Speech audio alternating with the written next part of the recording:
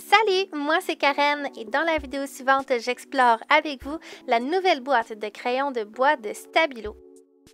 Les 48 crayons viennent dans une boîte de métal vraiment magnifique, mais par-dessus, il y a une couverture de papier qui vous montre les 72 couleurs de crayons Stabilo ainsi que quelques techniques. C'est d'ailleurs les techniques qui sont présentées à l'endos de cette couverture qui m'ont inspiré pour la vidéo d'aujourd'hui. Les couleurs sont vraiment magnifiques et ce qui est génial avec cette boîte de 48 crayons, c'est qu'il y a beaucoup de teintes. C'est donc parfait pour du coloriage. Maintenant, passons aux techniques de coloriage. La première chose à comprendre avec les crayons de bois, c'est la pression. Plus la pression est faible, plus la couleur sera pâle.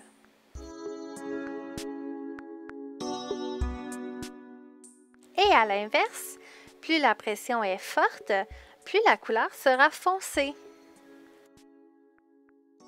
En suivant cette logique, on arrive à faire de beaux dégradés. On commence donc avec une pression plus forte pour avoir une couleur plus foncée et tranquillement, on change la pression vers une pression plus faible. On va donc ici avoir un dégradé, mais seulement qu'avec une couleur. On peut aussi faire un dégradé avec deux couleurs. On va appeler cette technique plusieurs couches. On fait la même chose qu'on vient de faire avec une couleur et ensuite, avec un deuxième crayon, on fait exactement la même chose mais à l'inverse. Au centre, les deux couleurs vont se mélanger et on va avoir ainsi un dégradé de deux couleurs. La troisième technique dans les dégradés, c'est la technique du lissage. On va faire exactement le même dégradé encore une fois qu'au début, mais on va repasser par-dessus avec un crayon blanc. Le crayon blanc va lisser la couleur et on va avoir un dégradé sans trait de crayon.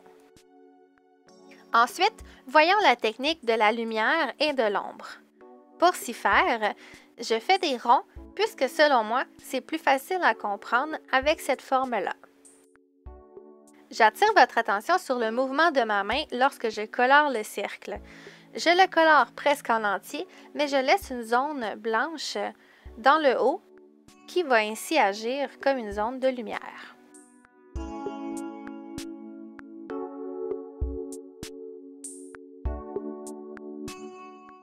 Et pour avoir un peu plus d'éclat dans notre lumière, on peut ajouter un point au crayon gel blanc.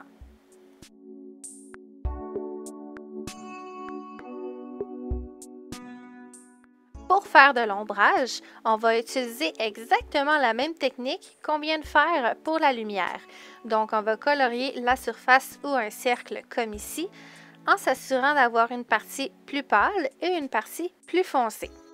La particularité, c'est qu'on va ajouter une zone encore plus foncée pour créer de l'ombrage.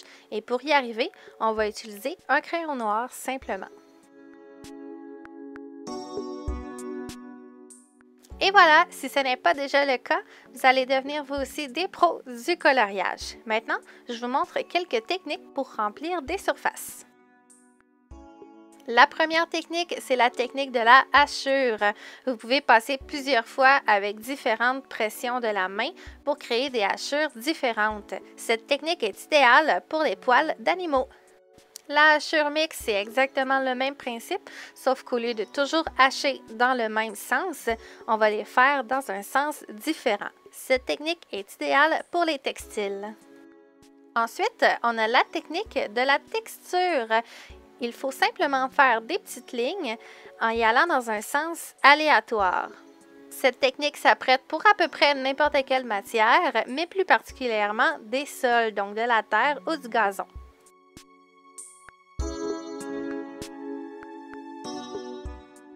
L'autre et avant-dernière technique, c'est en faisant un contour plus foncé. Donc, pour vous montrer exactement ce dont je parle, j'ai étampé une forme dans mon carré et pour la colorier, je fais le contour plus foncé et l'intérieur plus pâle.